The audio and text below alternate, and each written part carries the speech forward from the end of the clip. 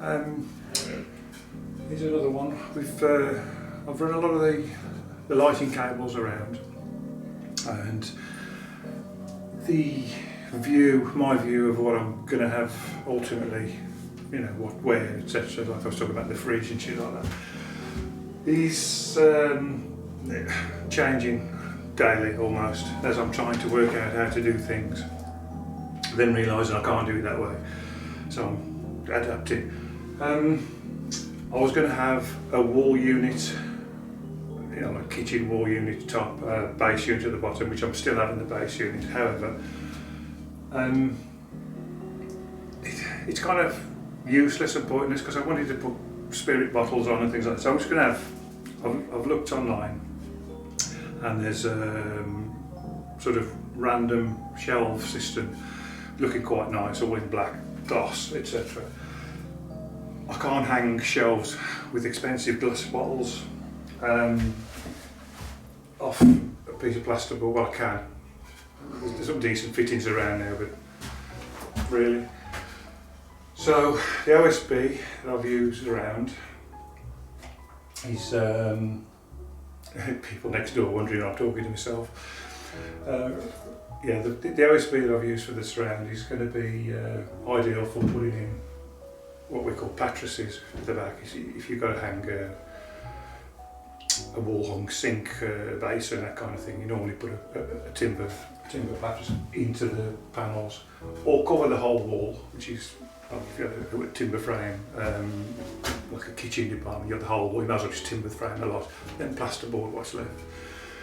But what I'm going to do now, I've just cut, you see me wielding these, I've just cut some lath, which I'm going to put in there. Just back from the front, one piece of board's worth. I'll just pop that in. 1 bay, 2 bays, 3 bays. That'll be fine then for hanging that shelf system on. That'll do. Then I can board over the lot, and obviously you won't see it. What I intend to do with the air conditioning, I'm trying to see if you see that in shot, that bay there. I'm going to do a stand for it behind, because once I've done a little bit more research, I'm talking about a portable unit. I'm not talking about these great big things that you see in the States with a huge fan bolted outside. I don't know that.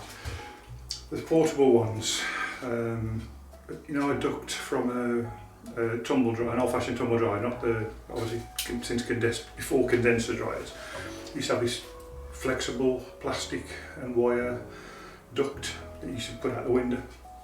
It's similar to that, it comes out the back. But I was looking at them, and the majority of them are quite a chunky size. For me to build a box inside one of these bays, as well, that bay in particular, is going to be, well, I think it happen. I'm going to have to alter this frame, which I don't really want to do. So again, thinking of what I was going to do, I'll put a frame, a support, shelf, whatever, a box for it to sit on the other side, and then doesn't matter how big it is.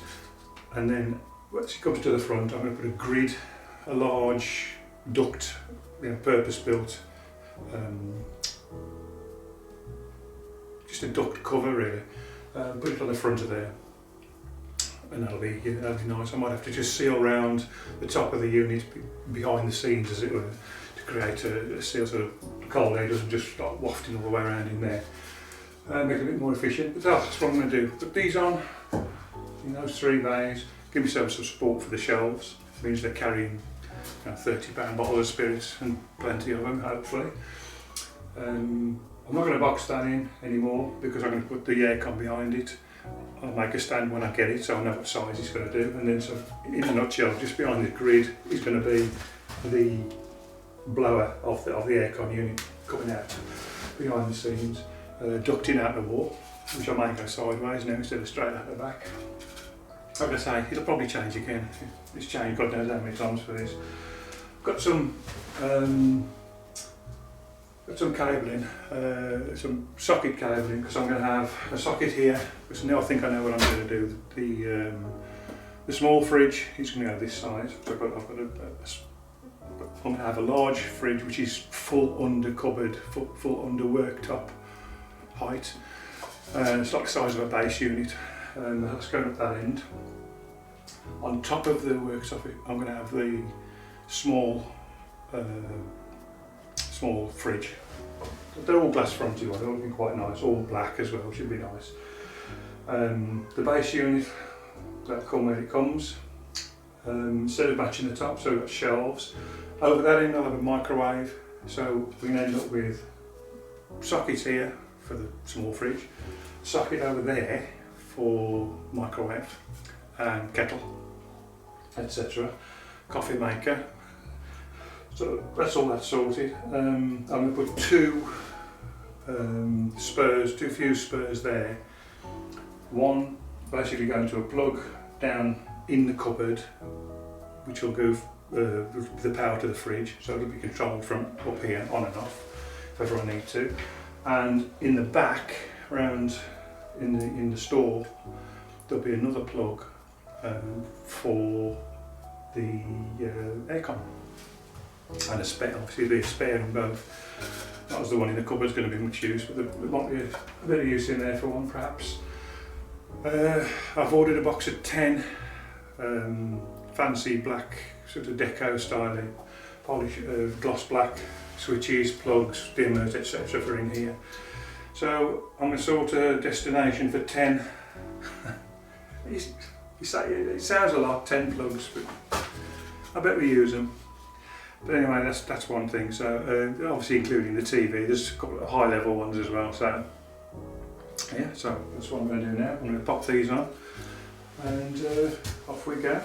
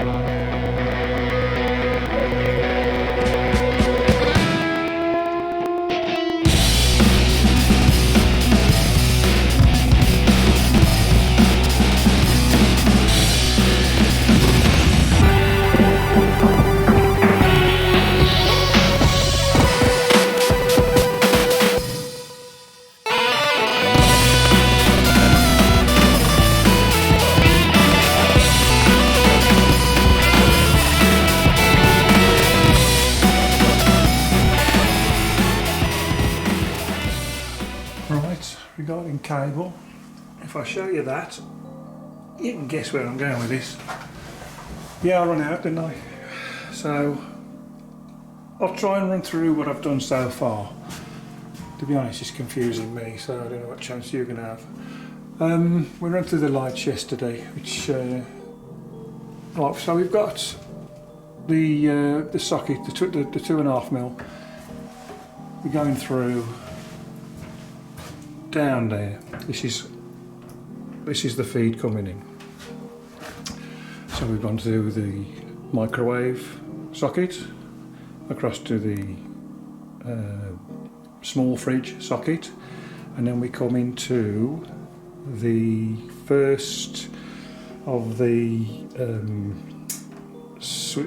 fuse spurs words, which goes down to the AC. And there's a strap onto the other, a live strap onto the other fuse spur, which goes down to the large fridge, which then we go straight up and carry on then the line going out to first plug socket, to, if I say first one in this room, second one, and then I've got to go around the door obviously, so I've gone up there. Oh yeah, well I forgot to order well I didn't actually forget to order 2.5mm clips. What they sent was a shitload of 1.5mm. So I've got plenty of those to spare, but I've got no 2.5, so they're coming anyway. So that's coming through there, down the door. I forget what I said then. I was going to put one there, changed my mind. So we just got one coming all the way down.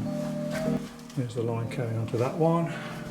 Ignore this bunch of bastards for the moment. And then we're going across to the next plug socket, which is down there, which as you can see is only one cable because that's where I run out. So I've got to take another one to carry on the loop through, back up to there, across to the TV, and then across again down to the other socket, which is sort of either side of that wall, the TV wall. I'll have to go back up again. I'll drop down to that one. The reason I'm not going underneath is it's just a lot of studs to drill through, and they're quite close together, which if you ever try to drill close together with a regular drill, not a right angle one, it's a bit awkward. It's a lot easier just popping it through there. It's out of the way of the PIR as well. So I know I'm using more cable. So we're down to that one, where was I? And then we're finishing the loop back to the consumer unit. That's the plan. Oh yeah, bunch of bastards. Right, we have got, it's not that complicated actually, we've got some 3-core and earth. So we've got the feed coming in to the, this is obviously from the lights now, feed coming in to the switch, which we've got a 2-gang switch. One, like I said the other day, one will switch off and on totally. The other one will be, it'll be automatic or on permanent. So we've got that's the 3-core and earth, which goes to the PIR, which is outside, which goes out there at the top. And then we've got obviously the cable coming back from the switch again. We've got the lighting cable, which goes to the one light, and then from that light back up again over to the other light, which is outside there. Like I said the other day, this is the dimmer switch for the main room. And if that's any clearer than a big pile of mud, good luck. I'm fairly confident it'll work. I've been confident before. We'll see how it goes. Yeah, so I'll wait for that other stuff to turn up, and I'll get it finished up, but I probably won't film now because it's more of the same. We'll think about leaving the house. Right, back again, another day. While I'm waiting for the extra wire cable that I under-ordered to turn up, some of it I can put some of the insulation in before I plasterboard. So the back wall I can do in the storeroom. What I come across, remember Rich showing you the board, the insulation cutter that he bought, the Fest tool, which is obviously really good. I mean, it runs off a rail as well, the rail that you use for your rail saw, your plunge saw, so it's nice and straight. What I haven't done is bought one of those. What I have done is bought one of these, well 3 of these actually, a pack of 3, which goes in your jigsaw. All good. The impressive thing, I've done a couple of runs with it, the impressive thing I've got out of this is, without a rail it's not going to be as close to dead on straight as the rail, but if you're careful, it's pretty good. What is impressive, which I started saying, is the lack of dust. When you cut this stuff, if you've done it before, and I'll point it down, you can't see it. Let me just bring it upright a bit. What is impressive is the lack of dust. So we'll show you this now. I've got here blower. More importantly, I am going to blow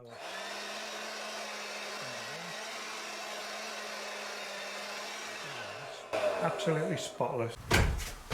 Okay, that's all blown off now, so I'm going to do this cut. Excuse my armpits, etc. Make sure I'm clear of the board.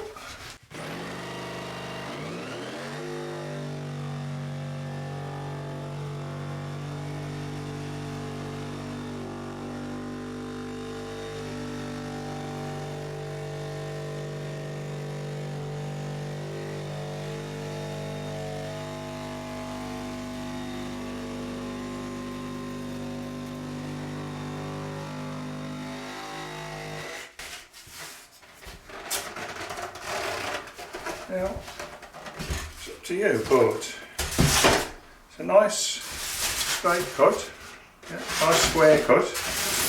This is quite stiff, but let's just take you off the cradle.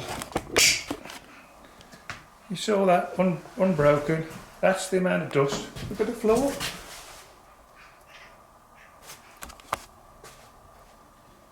There's nothing there. There's no dust. There's none in the air.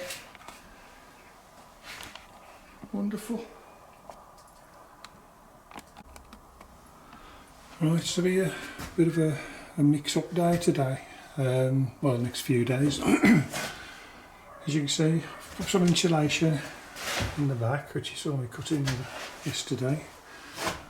I've taped all the joints with this, but I don't know if you've ever used this stuff. It's got paper on the back that you have to peel off, and you're literally keep picking at it. You're spending hours, not really hours, is it?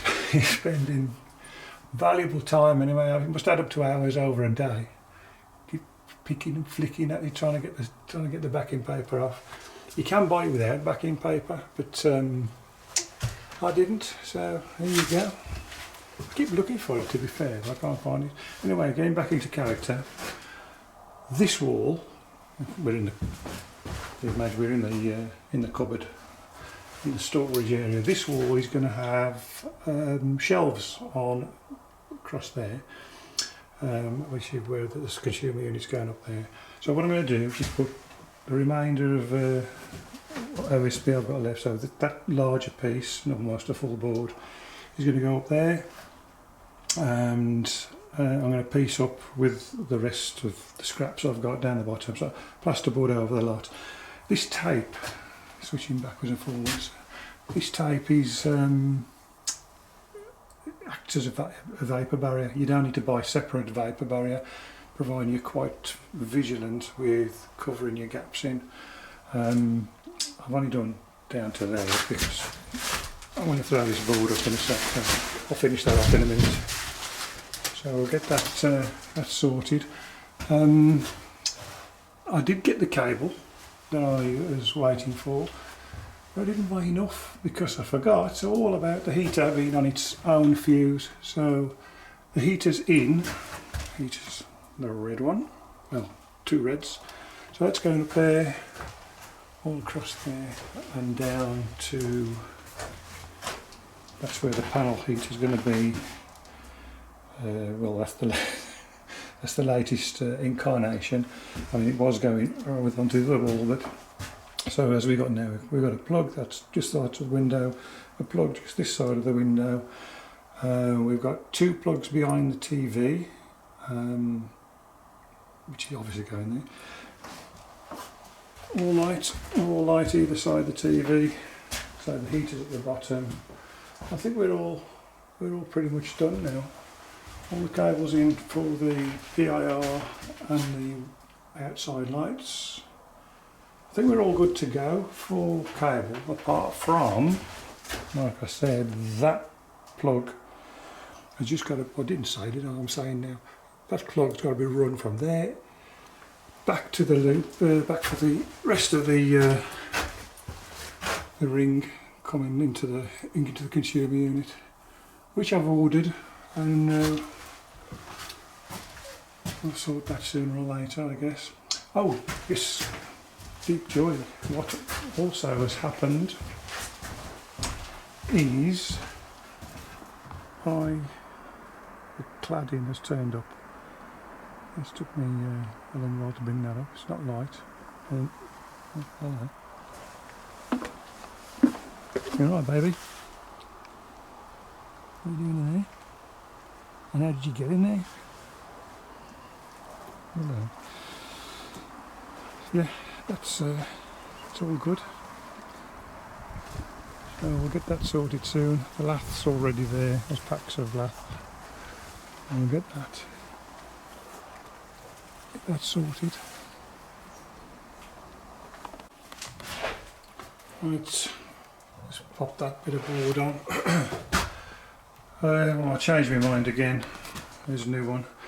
We'll get this taped up later. I'm going to buy another board, a full sheet, rather than patch it up. It'll be nicer knowing the misses, because I know what's going to happen if I've got a little gap behind the plasterboard where there's no timber. That's exactly where the screw's going to end up. So I'll be disappointing. Wish I'd got some here, but for now I'll do that then. Okay then, let's see what's going on with that. Right. If there's enough footage here with this lot, I don't know if it's a short one again, but I'll try and keep them a bit shorter in the future. But views are dropping off, so it seems like you're all getting bored. So if it drops off much more, I'm just going to carry on and do it. It's not a threat, I don't mean to sound like that, it's just a fact. There's no point in me doing it if no one's watching, so I'll see how it goes. But if there's no more footage on this one, thanks to the few of you that are still watching. Please like and subscribe, which you few probably already have, so thank you for that. And I'll see you on the next one.